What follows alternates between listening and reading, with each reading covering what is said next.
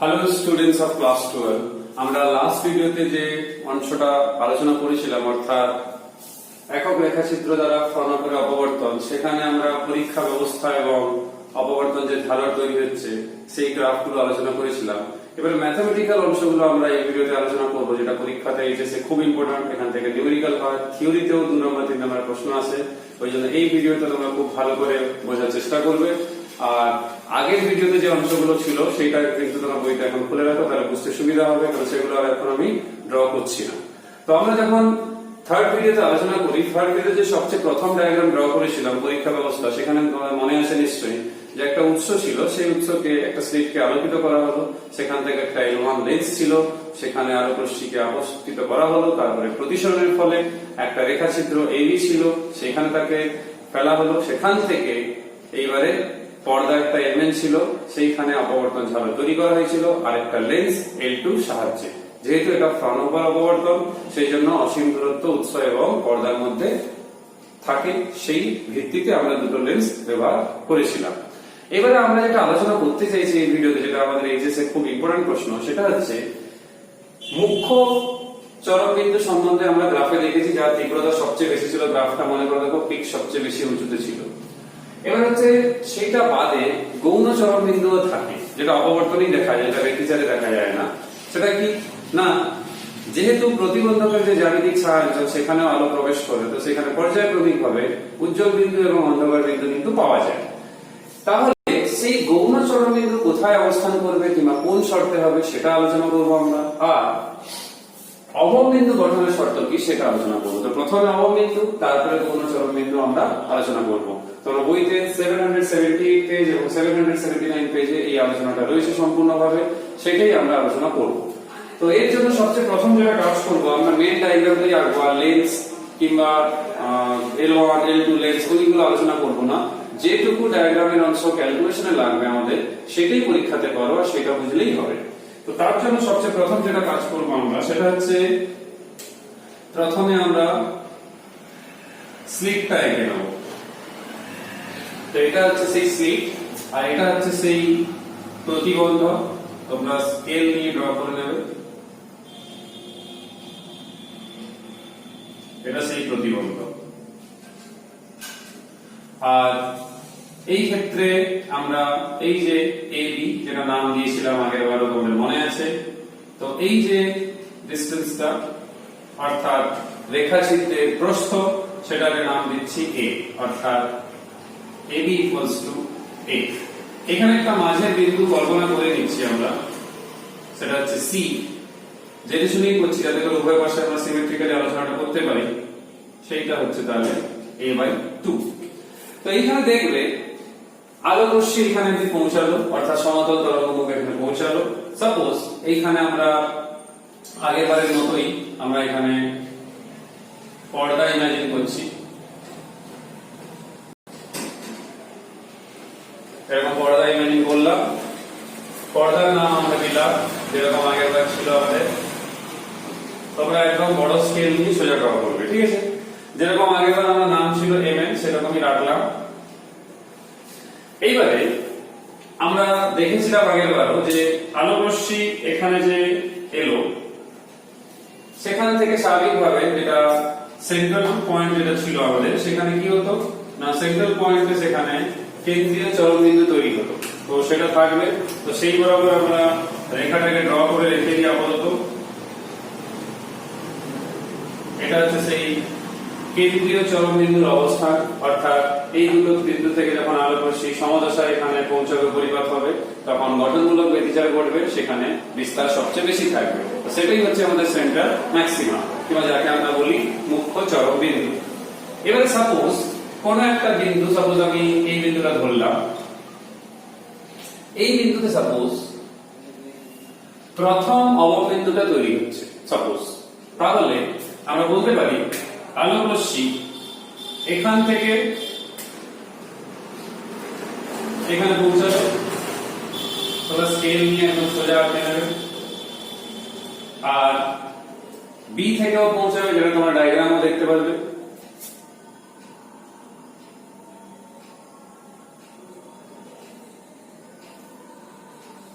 একদম স্কেল বসিয়ে এঁকে নেবে। সি বিন্দু থেকে এমনি জয়েন করে রাখো, পরে কাজে লাগবে ক্যালকুলেশনে। পথ পার্থক্য বোঝার জন্য বুঝতেই পারছো বি থেকে ও আর বেশি ডিসটেন্স, তাহলে এই বিন্দু থেকে অর্থাৎ এই বিন্দু থেকে আমরা একটা এরকম লম্ব স্কেল বসিয়ে এরকম একটা লম্ব টেনে নেব।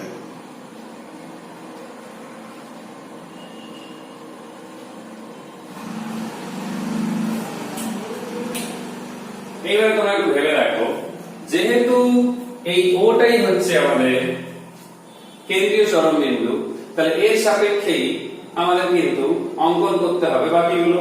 তো এই ক্ষেত্রে আমরা কি করব না, আমি যেহেতু বড় করেই রেখেছি তাহলে আমরা বলতে পারি যে এইটা সেই মিড পয়েন্ট, তাহলে এটা পড়াটা আরো দূরত্ব হবে। অর্থাৎ এইখানে আমি বলতে পারি এরকম এরকম এইটা হচ্ছে আমাদের সেই সেন্ট্রাল ম্যাক্সিমাটা। ঠিক আছে, তো সেন্ট্রাল ম্যাক্সিমাটা এখানে তৈরি হচ্ছে। আমি খুব বড় করে এঁকেছি বলে একটা বৃত্তাকার হয়ে গেছে, কিন্তু অ্যাকচুয়ালি যেটা হবে সেটা কেমন হবে না, সেটা এইরকম হবে আর কি, এরকম হবে আর কি। তো আমি খুব বড় করে এঁকেছি আর আমার ডিসটেন্সটা খুব বড় করা হয়েছে যাতে করে তোমরা দেখতে পাও, সেই জন্য দেখতে এরকম হয়েছে, কিন্তু বই ডায়াগ্রামটা দেখবে এইরকম হবে। ঠিক আছে, কারণ খাতায় তো এইটুকু খাতার পেপার, তো সেখানে ছোট করেই আঁকতে হবে, সেখানে অত ঝামেলা তোমাদের থাকবে না। তো এইখানে দেখো এইটা হচ্ছে সেন্টার। এবার বুঝতেই পারছো এখান থেকে যখন পরেরটা পাওয়া যাবে তখন এরকম একটা থাকবে লাইন। তাহলে দেখো এই বিন্দুটাকে নাম দিলাম OM, অর্থাৎ কেন্দ্রীয় চরম বিন্দু থেকে n তম অবম বিন্দু দূরত্ব ধরলাম xn।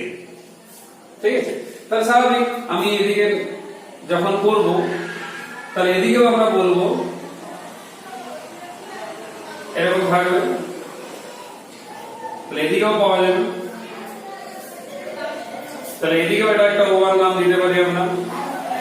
তারপরে যদি প্রথম অববিন্দুর অবস্থানটা নির্ণয় করে দিই, তারপরে যথাযথ হবে পরপর পরপর মান বসিয়ে বের করে দেবো। সাপোজ n = 1 বসালাম, তারপরে n = 2, n = 3, এরকম পরপর বসাতে পারবো। তাহলে এবারে আমরা আলোচনাটা শুরু করি। এইখানে যে পথ পার্থক্য দুটো তরঙ্গের মধ্যে, এই যেটা a থেকে যাচ্ছে আর b থেকে যাচ্ছে, অর্থাৎ সেই তরঙ্গ মুখ থেকে যে গৌণ তরঙ্গগুলো যাচ্ছে, আমরা জেনে শুনে AB এর মধ্যবিন্দু একটা C কল্পনা করে নিলাম। অর্থাৎ রেখাচিত্র কিংবা স্লিপটাকে ধরে নিচ্ছি দুটো জিনিস নিয়ে তৈরি, অর্থাৎ দুটো অংশ নিয়ে, একটা হচ্ছে AC আর একটা হচ্ছে BC। তো সমান হচ্ছে a/2, অর্ধেক নিয়েছি যেহেতু। তাহলে এই ক্ষেত্রে আমরা যেটা দেখতে পাচ্ছি যে আমরা পথ পার্থক্য বের করতে পারবো। কিভাবে বের করতে পারবো না, দেখো এই দুটোর মধ্যে পথ পার্থক্য যদি বের করা হয়, তো সেই পথ পার্থক্য অর্থাৎ যদি তরঙ্গ ধরি, তাহলে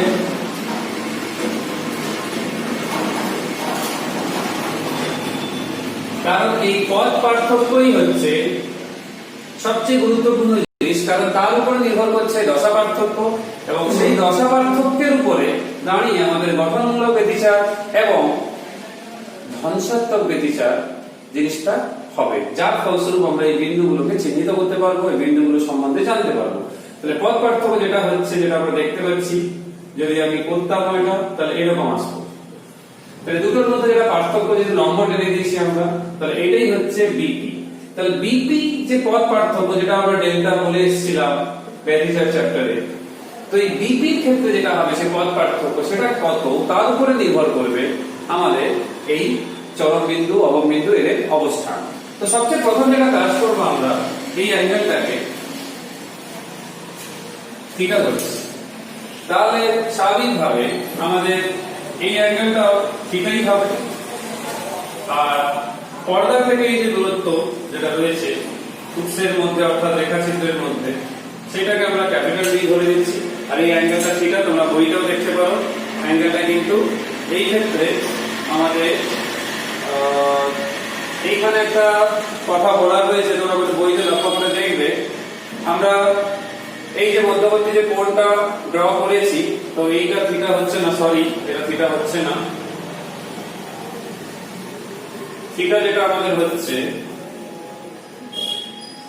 এইটা হচ্ছে, তবে এটা লক্ষ্য করে দেখো, এটা নম্বর ড্র করা হয়েছে, এটা 90 ডিগ্রি, এটা 90 ডিগ্রি, এইটা থিটা, ঠিক আছে।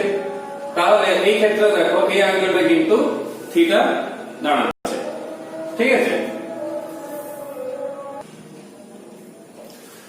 এখানে যদি লক্ষ্য করে দেখবে যে পথ পার্থক্য ডেল্টা ইকুয়াল টু বিপি লিখলাম, আর তার আগে এটা একটু মনে করে রাখবে, এটা কিন্তু থিটা নয়, এইটা থিটা হবে। তাহলে এই যে থিটা, একে আমরা বলি অপবর্তন কোণ। তো এবার লক্ষ্য করে দেখো, যেহেতু এপি আমরা লম্ব টেনেছি, তাহলে ত্রিভুজ এবিপি একটি কি ত্রিভুজ না সমকোণী ত্রিভুজ। তাহলে এইটা সমকোণী ত্রিভুজ হওয়ার জন্য এইখান থেকে আমরা সহজেই বিপিটা বের করতে পারবো, অর্থাৎ বিপি সমান অতিভুজ অর্থাৎ এবি sin বিএপি। এবার তোমরা ভেবে দেখো, আমরা সি বিন্দু সাপেক্ষে সিমেট্রিক্যালি দুদিকে ধরছি, তাহলে এ থেকে সি এবং সি থেকে ডি হবে a/2। তাহলে বিপি সমান যেটা অ্যাকচুয়ালি আমাদের এ, আর সেটাই হচ্ছে আমাদের এই ক্ষেত্রে সরি বিপি সমানই হচ্ছে না, যেটা এবি সেটা হচ্ছে এ, তো বিপি যেটা হচ্ছে আমাদের পথ পার্থক্য অর্থাৎ ডেল্টা, তাহলে সেটা দাঁড়াচ্ছে এবি অর্থাৎ স্মল এ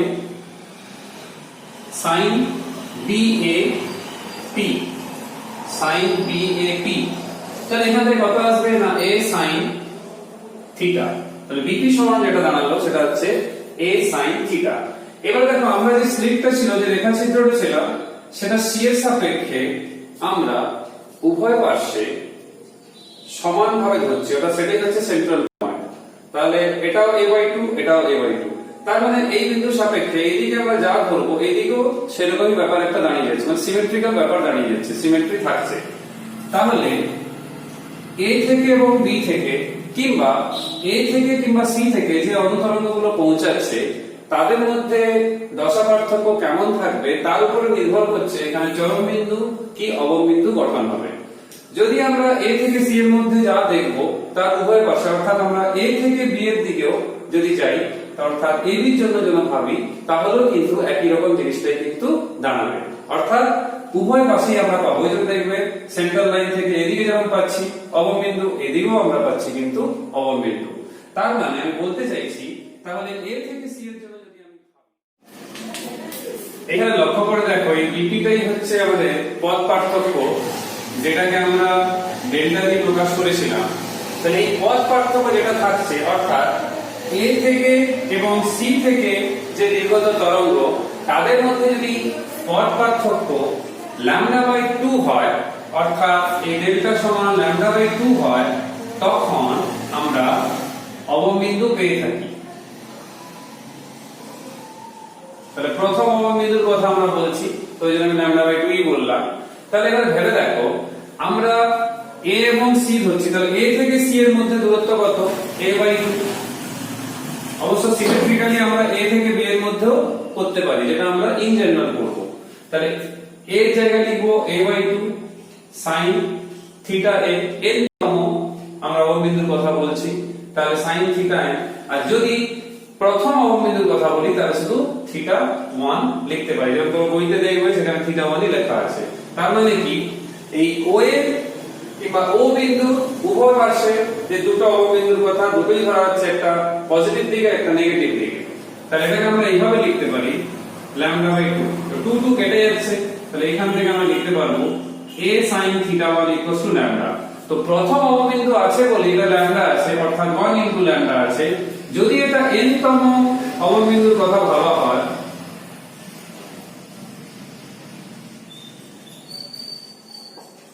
তাহলে n তম অবম বিন্দুর ক্ষেত্রে কি হবে? a sin θn n λ।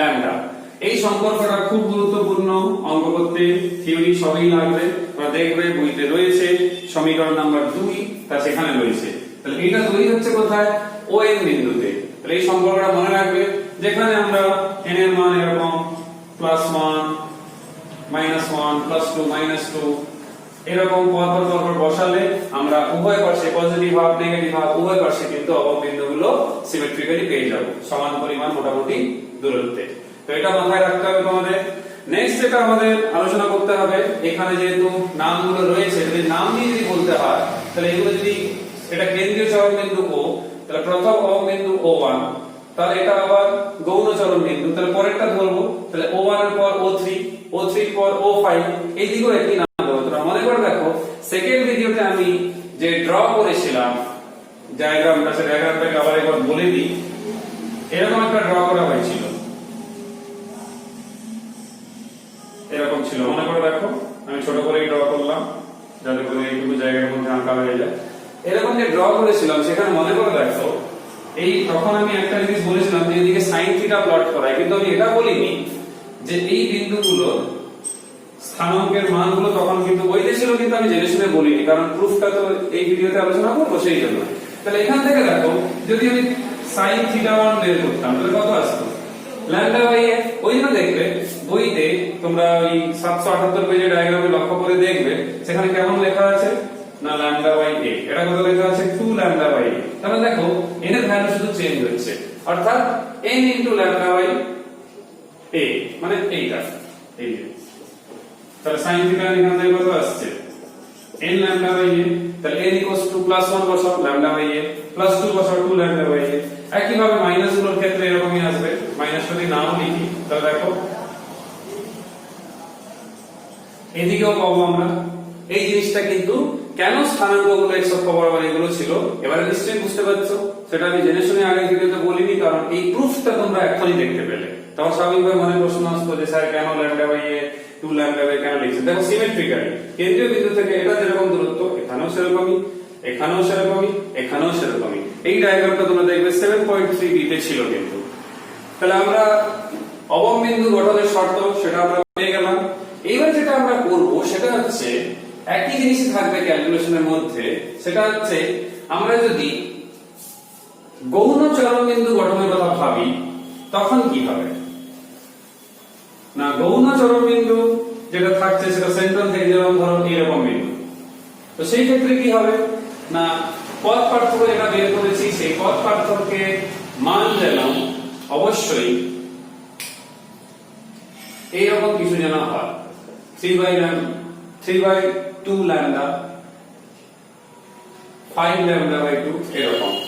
অর্থাৎ পথ পার্থক্যের কথা আমি এইভাবে বলছি যে যদি n তম বলি 2n + 1 ল্যাম্ডা বাই 2, যেখানে n এর মান 1 থেকে শুরু এরকম। তাহলে প্লাস মাইনাস ব্যাপারটা থাকবে কারণ উভয় পাশেই যেটা আমরা পাই। তাহলে একটু আগে আমরা তাহলে এটা আমরা করছি কার জন্য, গৌণ চরম বিন্দুর জন্য।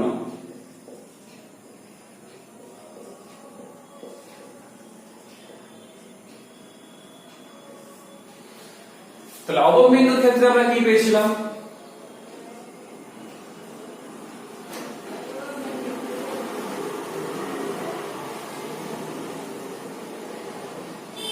অবয়ব বিন্দুর ক্ষেত্রে আমরা পেয়েছিলাম a sin theta n lambda, মনে করে রাখো। তাহলে গৌণ চরম বিন্দুর ক্ষেত্রে যেটা পাবো আমরা সেটা কি পাবো না, তোমরা বইতেও লক্ষ্য করে দেখবে কি লেখা রয়েছে 2n + 1 ল্যাম্ডা বাই 2।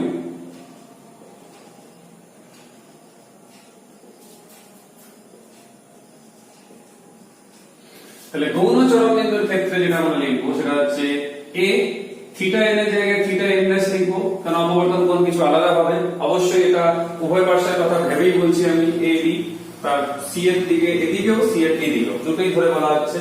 তাহলে এখানে লিখতে পারবো আমরা 2n + 1 ল্যাম্ডা বাই 2। অর্থাৎ আগেরটা যেরকম অবয়ব বিন্দু গঠনের ক্ষেত্রে শর্ত যদি এইটা হয়ে থাকে, চরম বিন্দু গঠনের ক্ষেত্রে শর্ত হচ্ছে এইটা। এটা মাথায় রাখবে তোমরা। এই ক্ষেত্রেও n এর মান আগের মতই থাকবে, যেরকম আমি একটু আগে বলেছিলাম যে তোমরা +1 নেবে -1 নেবে, অর্থাৎ n এর মান +-1 +-2 +-3। চরম বিন্দু হোক কি অবয়ব বিন্দু হোক, যেহেতু সেন্টার ম্যাক্সিমা থেকে উভয় পাশেই তৈরি হয় একই রকম ডিসটেন্সে, সেই জন্য আমরা ধনাত্মক ঋণাত্মক দুটো মানই নেব, আর দুটো মানই নিতে হবে, না হলে শুধু একটা অংশ এক্সপ্লেন করতে পারবে আর একটা অংশ ব্যাখ্যা করতে পারবে না। তো এটা মাথায় রেখো, এটা হচ্ছে বইতে রয়েছে 3 নাম্বার ইকুয়েশনে এটা রয়েছে। তো বুঝতেই পারছো, শর্ত দেখেও বুঝতে পারছো আর গ্রাফিক্যালিও দেখতে পাচ্ছো যে মুখ্য চরমবিন্দুর তুলনায় এই গৌণ চরমবিন্দু যে ছিল, যেটা আমি তোমাদের থার্ড ভিডিওতে ড্র করেও দেখিয়েছিলাম, মাঝেরটা খুব উঁচু পিক ছিল, তারপরে কমে কমে যাচ্ছিল, অর্থাৎ গৌণ চরমবিন্দুর যে উজ্জ্বলতা সেটা কিন্তু হ্রাস পায়, পরপর হ্রাস পেতে থাকে, শেষের দিকে খুব কমে যায়। এইবার আমাদের দুটো ইম্পর্টেন্ট প্রশ্ন রয়েছে, সেটা থিওরি আকারেও আসতে পারে আবার ফাইনালও আসতে পারে। সেটা কি, এই ডায়াগ্রামটা যেহেতু লাগবে ওই জন্য সেটাকে বুঝতে পারছি না, কারণ এখানে xn আর d এই থিটা লাগবে, সেই জন্য আমাকে এখনো টিকিয়ে রাখতে হচ্ছে। তো প্রথম রয়েছে বইতে দেখবে, সেটা হচ্ছে 779 পেজে, মুখ্য চরমবিন্দু থেকে n তম অবম বিন্দুর রৈখিক দূরত্ব। অর্থাৎ কি, মুখ্য চরমবিন্দু থেকে n তম অবম বিন্দু সম্ভবত রৈখিক দূরত্ব বের করতে বলেছে। তো এটা খুব একটা ইম্পর্টেন্ট প্রশ্ন, কারণ হচ্ছে এখান থেকে অঙ্ক হয়, এন্ট্রান্সেও খুব কাজে লাগবে। তো এইটা আমরা বের করতে চাইছি। ধরো একটা দৃশ্যমান আলো যা তরঙ্গ দৈর্ঘ্য 5000 অ্যাংস্ট্রম, অর্থাৎ ন্যানোমিটারে করলে 500 ন্যানোমিটার। তাহলে এখানে যদি আমরা কনভার্টও করে নিই, তাহলে দেখো মিটারে তোমাদের বইতে রয়েছে অবশ্য, তাহলে মিটারে করলে এরকম আসছে। আর যে রেখাচিত্র তার প্রস্থ নেওয়া হয়, অর্থাৎ এই AB, এই মানটা জেনারেলি এরকম হয়। এটা ছোট হলেও ল্যামডার তুলনায় যথেষ্ট বড়, দেখতেই পাচ্ছ। তার মানে বলতে চাইছি, এই যে অ্যাঙ্গেলটা রয়েছে থিটা, যেটা এই ক্ষেত্রে থিটা, এই অপবর্তন কোণের মান ক্ষুদ্র হয়। কেন ক্ষুদ্র হয়? এর জন্য যেহেতু ল্যামডার মান মাছ লেস দ্যান a, কিংবা অন্তত লেস দ্যান a, তাহলে আমরা এই sin থিটা n কে শুধু থিটা n বলতে পারি। তোমরা জানো sin থিটা কিংবা sin x এ যখন আমরা এক্সপেনশন করি তখন কত আসে না, x - x³ বাই ফ্যাক্টরিয়াল 3। তাহলে পরের পদগুলো যেহেতু ক্ষুদ্র, আমরা প্রথম পদটাই নিলাম, সেটা হচ্ছে থিটা n। এবার দেখো পর্দা থেকে এই যে রেখাচিত্র যেখানে সমান্তরাল তরঙ্গ প্রবেশ করেছিল, তো এই দূরত্বটা হচ্ছে d, তার মানে c থেকে o হচ্ছে d, আর এখানে দেখো এটা হচ্ছে থিটা। তাহলে আমি যদি এই অবস্থানের জন্য বের করি, ঠিক আছে, এইখানেই ধরি প্রথম অবম বিন্দুর জন্য যদি বের করি, কিংবা এটা যদি n তম অবম বিন্দুও হয়, তাহলে আমরা কি বলবো না, এই ক্ষেত্রে আমরা ভূমি দেখতে পাচ্ছি, অতিভুজ রয়েছে আর লম্ব রয়েছে। তার মানে আমরা বলতে পারি যে sin যেরকম থিটা n করছি আমরা, ওরকম আমরা tan থিটাও করতে পারি, কিন্তু প্রয়োজন নেই, আমার তো sin রয়েছে। তাহলে আমরা এখান থেকে কি বলতে পারি না, a থিটা n সমান n ল্যাম্ডা, এইটা আমরা পাচ্ছি। অর্থাৎ এখান থেকে লিখতে পারি, যেহেতু sin থিটা n কে আমি থিটা n লিখলাম, তাহলে থিটা n সমান কত লিখতে পারি না, n ল্যাম্ডা বাই a লিখতে পারি। এবার তোমরা ভেবে দেখো, থিটা n আমরা এখান থেকে এই যে সমকোণী ত্রিভুজটা তৈরি হয়েছে এখানে, এখান থেকে থিটা n টা বের করতে পারি কি রকম না, থিটা n কত হবে xn বাই d। তো তোমরা বইতেও দেখবে লেখা রয়েছে, কোথায় গেল দেখো, থিটা n সমান xn বাই d। কি করে লিখছে বইতে না, লক্ষ্য করে দেখো, এখানে tan থিটা n যদি বের করি, আমি এটাকে n তম যদি ধরি, তাহলে সেটা কত হবে, লম্ব বাই ভূমি। থিটা যেহেতু ক্ষুদ্র, সেই জন্য tan থিটা n হচ্ছে কিন্তু থিটা n। তাহলে ওই রাশিমালাটা আমরা সরাসরি এখানে বসাতে পারি, ঠিক আছে, যেরকম আমরা নতির সময়ও করেছি। তাহলে এটাই হচ্ছে theta n = tan theta n, সেটাই থিটা n। তো সেটা লিখলাম এখানে, এই মানটা এখানে বসিয়ে দাও, বসালে কত আসছে, xn by d = n lambda by a। অতএব xn সমান n lambda d by a। এই ফর্মুলাটা খুব ইম্পর্টেন্ট, অঙ্ক করতে প্রচুর সাহায্য করবে। যে কোনো অবম বিন্দুর অবস্থান তোমরা এখান থেকে বের করতে পারবে, যে কেন্দ্রীয় চরম বিন্দু থেকে সে কত দূরে আছে। n এর মান বসিয়ে দিলে, যত নম্বর অবম বিন্দু হবে, সাপোজ 2 নম্বর অবম বিন্দু, n এর মান 2 বসিয়ে দেবে, ল্যামডার মান, ডি এর মান, এ এর মান দেওয়া থাকবে, সবগুলো এপিইউতে কনভার্ট করে নেবে, এসআই প্লাস সিজিএস যা থাকবে প্রশ্নতে বলা সেই হিসাবে তোমরা এক্সেলটা বের করে নিতে পারবে। এটা বইতে রয়েছে সমীকরণ নাম্বার 5 এ। কিন্তু একটা কথা মাথায় রাখবে, এন এর মান কিন্তু নেগেটিভটা অ্যালাউয়েবল, কারণ হচ্ছে এইদিকে যেরকম অববিন্দু পাওয়া গেছে এইদিকেও তো পাওয়া যাবে, তো দুটোই থাকছে কিন্তু। ধরো প্লাস 2 সেমি তাহলে মাইনাস 2 সেমিও কিন্তু থাকবে, তো এটা একটু মাথায় রাখতে হবে। তার নিচে দেখো যেটা রয়েছে সেটা হচ্ছে মুখ্য চরম বিন্দুর বেগ। তো এটা এখন যেহেতু ডায়াগ্রামটা একটু বোঝাতে কাজে লাগবে, ওই জন্য এটা মুছছি না, আমি এই দিকটা মুছে আলোচনা করে দিচ্ছি যে মুখ্য চরম বিন্দু, আমি এই অংশটা মুছে দিলাম, এইটাকে রাখছি আপাতত। মুখ্য চরম বিন্দু বেগ। এবারে বেগ বলতে আমরা অনেক কিছুই বুঝি, কারণ হচ্ছে কৌণিকও রয়েছে বেগ, আবার রৈখিক বেগও রয়েছে, আমরা দুটোই আলোচনা করব। তোমরা বইতে দেখবে দুটোই রয়েছে, মুখ্য চরম বিন্দুর বেগ বলে কৌণিক বেগও রয়েছে, আবার রৈখিক বেগও রয়েছে। সবচেয়ে প্রথমে একটা সংজ্ঞা রয়েছে, মুখ্য চরম বিন্দুর উভয় পাশে প্রথম অবম বিন্দুদ্বয়ের মধ্যে কৌণিক দূরত্ব। মানে কি, এইটা মুখ্য চরম বিন্দু, এইদিকে প্রথম অবম বিন্দু, এইদিকে প্রথম অবম বিন্দু, তাহলে উভয় দিকে, অর্থাৎ আমি যদি এইদিকে যেরকম ডট ডট রেখেছি, যদি এইদিকেও এরকম আঁকতাম, এদের মধ্যে কৌণিক দূরত্ব কত হচ্ছে? 2 থিটা। তো তোমরা বইতেও দেখবে সেটাই লেখা আছে। তাহলে কি বললাম, মুখ্য চরম বিন্দু সাপেক্ষে উভয় পাশে প্রথম অববিন্দুর মধ্যে যে কৌণিক দূরত্ব তাকেই বলা হচ্ছে আমরা কৌণিক বেগ। তাহলে মুখ্য চরম বিন্দু কৌণিক বেগ বের করা মানে হচ্ছে 2 থিটা বের করা। তো থিটার মান আমাদের কাছে রয়েছে, সে থিটা বলো কি থিটা এন বলো। তো থিটা এর মান এখানে তোমরা দেখবে সেটা কত ছিল, n ল্যামডা বাই a ছিল। তো তোমরা বইতেও দেখবে একটা 2 মাল্টিপ্লাই হয়ে গেছে। তো যেহেতু আমি বলেছি প্রথম অবম বিন্দু বলেছি, তাহলে এর সমান কত বসাবো, 1 বসাবো। তাহলে এইটা, তাহলে এটা 2 থিটার জায়গায় কত লিখবো, 2 থিটা 1 লিখবো। তাহলে এটা উত্তর হবে 2 ল্যামডা বাই a। তাহলে কি মনে রাখবে, মুখ্য চরম বিন্দু থেকে প্রথম অবম বিন্দু যে রয়েছে তার যে কৌণিক দূরত্ব সেইটাই হচ্ছে কিন্তু মুখ্য চরম বিন্দুর বেগ। তার মুখ্য চরম বিন্দু এখানে থাকছে, সেখানে প্রথম কৌণিক যে বিন্দু তার প্রথম যে অবম বিন্দু তার অবস্থান থাকছে। এই জন্য আমরা এটাকে দুভয় পাশে আছে সেই জন্য 2 দিয়ে মাল্টিপ্লাই করি, আর প্রথম অবম বিন্দুর গঠন থেকেই আমরা পেয়েছিলাম n 1 বসিয়ে ল্যামডা বাই a।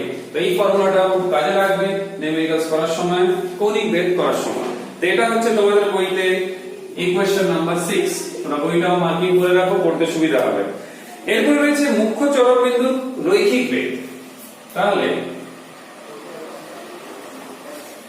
মুখ্য চরম বিন্দুর রৈখিক বেগ, অর্থাৎ থিটার সঙ্গে এবারে d গুণ করতে হবে 2 থিটার সঙ্গে।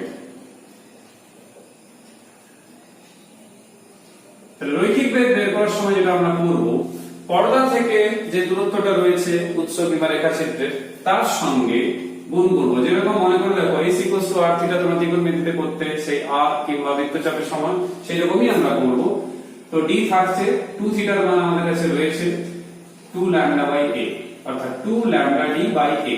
তো তোমরা দেখবে কিছু অঙ্কের ক্ষেত্রে যেটা হয়, আমাদের এই পর্দা থেকে এই যে উৎস এদের মধ্যে দূরত্ব যথেষ্ট যদি বেশি হয়, তখন এই d approximately equals to যে লেন্সটা ব্যবহার করা হয়েছে তার ফোকাস দৈর্ঘ্য সঙ্গে প্রায় সমান হয়। তো তখন আমরা এই রাশিমালাটা কিন্তু এইভাবে লিখতে পারি 2 ল্যামডা f বাই a।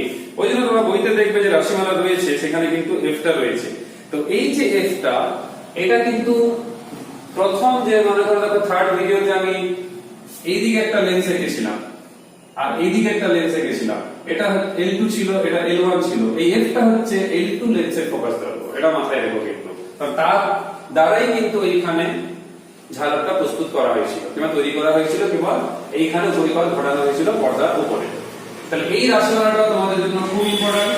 তো এটা হচ্ছে তোমাদের বইতে রয়েছে, ইকুয়েশন নাম্বার দেওয়া নেই, তোমরা নিজেরা দিয়ে নেবে। এইবারে যেটা দেখবে একটা গ্রিন বক্সের মধ্যে দুটো প্রশ্ন আলোচনা করে দিয়েছে, এটা পরীক্ষাতে আমাদের কিন্তু এইচএসে খুব ইম্পর্টেন্ট হবে, যার জন্য আমরা এখানে দুটো সমীকরণের সাহায্য নিলেই হয়ে যাবে। প্রথম প্রশ্ন বলেছে ছিদ্রকে যদি খুব সরু করা হয়, এইচএসও এসছে, তখন কি ঘটবে না দেখো, যদি এই ছিদ্রটাকে আরো সরু করে দেওয়া হয়, অর্থাৎ এ তখন ছোট হয়ে গেল, মানে ক্ষুদ্র হয়ে গেল, তাহলে এই যেহেতু ছোট হয়ে যাচ্ছে, তোমরা একটু ভেবে দেখো যে শর্ত ছিল আমাদের এখানে, এইটা বলো কিংবা এইটা বলো, কিংবা যদি আমরা প্রথম অববিন্দু থেকে বলি, তাহলে এইটা, তাহলে দেখবে এই যে sin θ1 = λ/a, যেহেতু a ছোট হয়ে যাচ্ছে, তাহলে এই যে sin θ1 যেটা, সেটা কিন্তু বড় হয়ে যাচ্ছে। তার মানে এটা যত ক্ষুদ্র হয়ে যাচ্ছে, তখন কিন্তু মুখ্য চরম বিন্দু কিংবা মুখ্য যে আমাদের কেন্দ্রীয় চরম বিন্দু যাকে বলি, সেইটা কিন্তু দেখো চওড়া হয়ে যাচ্ছে, কারণ sin θ এর মান বেড়ে যাচ্ছে। তার মানে কি হচ্ছে, এই θ এর মান বাড়ছে অ্যাকচুয়ালি। তো θ এর মান বাড়া মানে আগে হয়তো এরকম ছিল, সেটা হয়তো এরকম হয়ে গেল। তাহলে বুঝতেই পারছো θ এর মানে বৃদ্ধি ঘটেছে। তো এটাই দেখো লেখা রয়েছে, θ এর মান বাড়বে, কেন্দ্রীয় চরম বিন্দু চওড়া হবে। আর অবশ্যই তখন শুধু এটা পরিবর্তন করা হয়েছে, অর্থাৎ হ্রাস করা হয়েছে, শুরু করা হয়েছে, ল্যাম্বডা কিন্তু সেম আছে। সাপোজ কোনো কারণে এরকম ব্যবস্থা হয়ে গেল যে এর মান আর ল্যাম্বডার মান সমান করে দেওয়া হলো, তখন দেখো sin θ1 এটা সেটা কত হয়ে যাচ্ছে, 1 হয়ে গেছে, এটা হয়ে যাচ্ছে 1, তাহলে 1 মানে sin 90 ডিগ্রি হয়ে যাচ্ছে, তাহলে θ1 হয়ে যাচ্ছে 90 ডিগ্রি। তার মানে এই কেন্দ্রীয় চরমপটি যেটা আছে কিংবা কেন্দ্রীয় চরম বিন্দু, সেটা এইখানে সীমাবদ্ধ থাকবে না, পুরোটা পর্দা জুড়ে স্থান দখল করে নেবে। অর্থাৎ এই প্রথম অববিন্দু, দ্বিতীয়, তৃতীয় যত রয়েছে গৌণ চরম বিন্দু যা সবার জায়গাটা দখল করে নেবে একটা কেন্দ্রীয় চরমপটিটা কিংবা বিন্দুটা। ওই জন্য দেখো বইতে লেখা রয়েছে θ = 90 ডিগ্রি হলে মুখ্য চরম বিন্দু সমস্ত স্থান দখল করবে। তো পরীক্ষার্থীরা মাথায় রাখবে, এটা কিন্তু পুরোটা জায়গা জুড়ে কিন্তু রয়ে যাবে। তার কারণ হচ্ছে λ = a হয়ে গেছে আর sin θ এর ভ্যালু ম্যাক্সিমাম হয়ে গেছে। তো এই জন্য এই ঘটনাটি ঘটে থাকে। আরেকটা প্রশ্ন আছে, যেহেতু আমি বলেছিলাম এইখানে যে আলোটা ব্যবহার করা হয়েছে তার তরঙ্গদৈর্ঘ্য ছিল λ, অর্থাৎ এক বর্ণী আলো ব্যবহার করা হয়েছিল। আমি ভিডিও শুরুতে অবশ্য মনে হয় বলিনি, কিন্তু আমি একটা বলে দিচ্ছি যে এখানে যে আলোকরশ্মি কিংবা তরঙ্গমুখ এসে পৌঁছাচ্ছে, তো স্বাভাবিক সেটা এক বর্ণী, কারণ লেকচারের সময় তো বলাই ছিল, মুখ্য শর্ততে হয়েছিল ফিক্স। এইবারে ল্যাম্বডা ছিল ফিক্স। এইবার ধরো আমরা সাদা আলো অর্থাৎ একটা যৌগিক আলোকে যদি এখানে প্রবেশ করানো হয়, তখন কি ঘটতে পারে না, যৌগিক আলোকে যদি প্রবেশ করানো হয়, কেন্দ্রীয় চরমপটির উপর কিন্তু কোনো প্রভাব পড়বে না, অর্থাৎ কেন্দ্রীয় চরম বিন্দুর উপরে কিংবা মুখ্য চরম বিন্দুর উপরে কোনো প্রভাব পড়বে না, কারণ তখনও তারা এই দুটো বিন্দু থেকে এইভাবে, যদি আমি বলি এখানে লক্ষ্য করে দেখবে, যেটা বলছিলাম তোমাদের, যদি এর মান ল্যাম্বডার সমান হয়, তখন এখানে sin θ1 = কত হচ্ছে না 1 হয়ে যাচ্ছে, 1 মানে sin 90, তখন যদি তুলনা করা হয় তাহলে θ1 এর মান কত হচ্ছে 90 হচ্ছে। তাহলে যেটা আমি এখনই বলছিলাম যে পুরো অঞ্চলটা কিন্তু কি হবে না কেন্দ্রীয় চরমপটি দ্বারা কিন্তু আবৃত হয়ে যাবে, দখল হয়ে যাবে। অর্থাৎ এই বাকিগুলো যে ছিল গৌণ চরম বিন্দু কিংবা অবম বিন্দুগুলো ছিল, সেগুলো কিন্তু আমরা দেখতে পাবো না, পুরো স্থানটাই কিন্তু দখল করে নেবে। এবারে যদি আমরা এক বর্ণী আলো যদি ব্যবহার করি, যেটা আমি প্রথমেই বললাম যে আমরা এক বর্ণী আলো ব্যবহার করছি, সেখান থেকে তৈরি করছি আমাদের এই অপবর্তন ঝালকটা, যেরকম ব্যতিচরের ক্ষেত্রে হয়েছিল। যে ক্ষেত্রে মনে করে দেখো, আমি যখন শুরুতে বললাম এই n λ/2, λ/2 টাই হলো n = 1, তাহলে λ/2 এর গুণিতক হচ্ছে, তাহলে এইখান থেকে আমরা বলতে পারি যে এই ল্যাম্বডাটা ছিল সেই যে উৎস, তার যে মিশ্রিত যে তরঙ্গ কিংবা আলোকরশ্মি, তার তরঙ্গদৈর্ঘ্য, তো সেটা ছিল λ/2 এর গুণিতক। এইবারে সাপোজ ধরো এই যে λ/2 এর গুণিতক রয়েছে, তো সেই গুণিতক যেটা ব্যাপারটা দাঁড়াচ্ছে, এইটা এক বর্ণী আলো কিংবা মনোক্রোম্যাটিক লাইট। যদি আমরা সাদা আলো কিংবা যৌগিক আলো ব্যবহার করি, তখন কি ঘটনাটা ঘটবে না, যদি আমরা যৌগিক আলো ব্যবহার করি, তাহলে মাঝের যে পয়েন্ট অর্থাৎ ও, এই ক্ষেত্রে কিন্তু কোনো প্রভাব পড়বে না। এই ক্ষেত্রে কি হবে না, এই ক্ষেত্রে কি হবে, একই পথ পার্থক্য থাকছে, তার দশা পার্থক্যের কোনো পরিবর্তন হচ্ছে না, সমদশায় তরঙ্গগুলো ও বিন্দুতে পৌঁছাবে। অর্থাৎ আমরা বলতে পারি এই ও বিন্দুতে যে পৌঁছাবে তরঙ্গগুলো, তার সমদশায় পরিবর্তন হবে। অর্থাৎ গঠনমূলক ব্যতিচার হবে, সেইখানে কিন্তু সাদা আলোই থাকবে, প্রত্যেকটা বর্ণ একই ভাবে কিংবা একই দশায় পৌঁছবে। এই জন্য এখানে কিন্তু আমরা সাদা পটিটাই পাবো, কিন্তু এরপরে যেগুলো পাবো আমরা সেগুলো কিন্তু রঙিন পটি। বইতে আমাদের এই কথাটাই লেখা রয়েছে, কিন্তু গৌণ চরম পটিগুলো কিন্তু রঙিন হবে, কারণ অববিন্দুর নামই আসছে না, সেটা এমনি অন্ধকার বিন্দু। কিন্তু এইগুলো যেগুলো গৌণ চরম বিন্দুগুলো সেগুলো কিন্তু কালার হবে, সেগুলো কিন্তু সাদা হবে না। তো এটা মাথায় রাখো। এখানে পরিচ্ছেদ সংক্রান্ত প্রশ্ন রয়েছে, সেগুলো দেখবে। আমরা থার্ড ভিডিও আর ফোর্থ ভিডিওতে যে আলোচনা করলাম এগুলো পরীক্ষাতে খুব ক্রুশিয়াল, তোমাদের ভালো করে কিন্তু এটা পড়তে হবে। এইচএসে কিন্তু তোমরা এটা ভালো করে পড়ে যাও, আর এখান থেকে নিউমেরিক্যালস গুলো পরে এক্সাম্পল রয়েছে সেগুলো ভালো করে করে যাবে। সবাই সুস্থ থাকবে, ভালো থাকবে। নেক্সট ভিডিওতে দেখা হবে। Till then, by.